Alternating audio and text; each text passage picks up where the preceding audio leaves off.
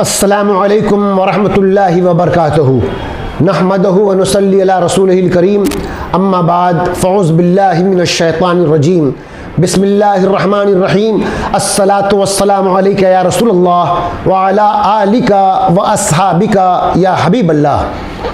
कुरान करीम के पढ़ने और समझने का सिलसिला आज से 40 साल 50 साल पहले जो था उसमें बहुत तब्दीली आ चुकी है। कम से कम लोग बरकत के लिए भी सुबह उठते ही तिलावत कलाम पाक पढ़ना ज़रूरी समझते थे। यही वजह थी कि हमारे घरों में सुबह की आज़ान के बाद हमारे वालिदैन, हमारे नाना नानी, दादा दादी हमें उठाते थे। गुस्ल और वज़ू से फारिग कराकर सबसे पहले घर में कुरान पढ़ा जाता था। ज़िंदगी की और ज़रूरियात बाद में पूरी की जाती थी। मुसलमान के घर में सुबह की इब्तिदा कुरान से होती थी।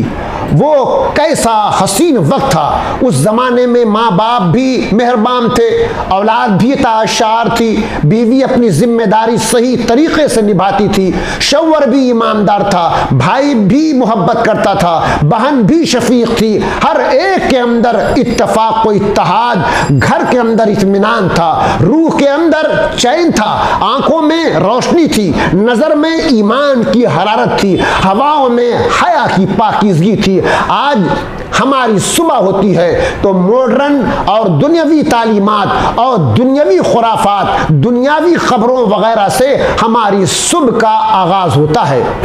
आज और हमारे और कुरान के रिश्ते का हाल यह है कि कुरान किसी के मरने पर पढ़वाया जाता है, या किसी के निकाह के मौका पर पढ़ा जाता है, या किसी पर परेशानी, दुख या 40वां वगैरह में पढ़ा जाता है। यह कुरान जिसने अरबों की तस्वीर बदल दी, यह कुरान जिसने हर कौम और हर मकतबे फिक्र को एक ऐसा निज़ाम ज़िंदगी अता किया कि हज़ारों कोशिशों और साजिशों के बाद भी न कोई तब्दील कर सका और ना ही इसके मध्य मुकाबिल कोई निजाम पेश कर सका। हाँ, वही कुरान जिसने अमीरी और गरीबी की इम्तियाजी दीवार को मिसमार कर दिया, वही कुरान आज हमारे घर में है। लेकिन मुसलमान इससे दूर है और इसकी तालीमात से ना आशना है। आज मुसलमान में और हमारे घरों में वो इस्लामी नजर नहीं आता, वो इस्लामियत नजर नहीं आती जिस इस्लाम का तसव्वुर कुरान ने दिया है। मैंने जब गैर ममालिक का दौरा किया तो देखा कि जानवरों की देखभाल उसी तरह हो रही है जिस तरह नबी आखिरुज़्ज़मान ने फरमाया है। बेवाओं और यतीमों की खबरगिरी उसी तरह हो रही है जिस तरह कुरान और हदीस में फरमाया गया है। सफाई का वही एहतमाम है जो सफाई के तसव्वुर को इस्लाम ने दुनिया के सामने पेश किया है, और वक्त की पाबंदी और डिसिप्लिन का वो निज़ाम जिसकी तालीम इंसानियत को इस्लाम ने बतलाया, तो वहाँ इस्लामी कदरों को देखा जा सकता है। ख़वातीनो हज़रात, हमारे मुआशरा, हमारी सोसाइटी का यह हाल क्यों हो गया है कि दिन ब दिन इस्लामी मुआशरा से दूरी होती जा रही है? यह सिर्फ इसलिए कि कुरान मौजूद है लेकिन हमारे घरों में बंद पड़ा है। ये कुरान करीम अल्लाह ताला का आखिरी कलाम है। ये हुजूर सरवर आलम फ़ख्र कायनात सल्लल्लाहु ताला अलैहि वसल्लम पर नाजिल हुआ।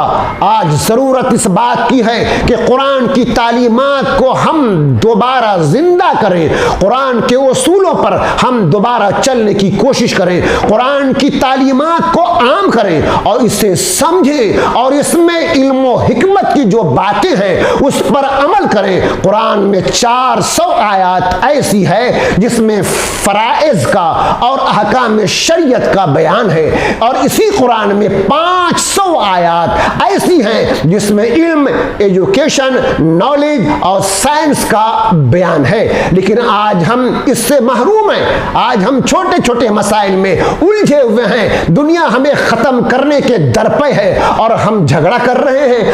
आज हम जुज़वी और गैर जरूरी बातों को इशू बना कर तफरीक पैदा कर रहे हैं और दुनिया हमको ख़त्म करना चाहती है।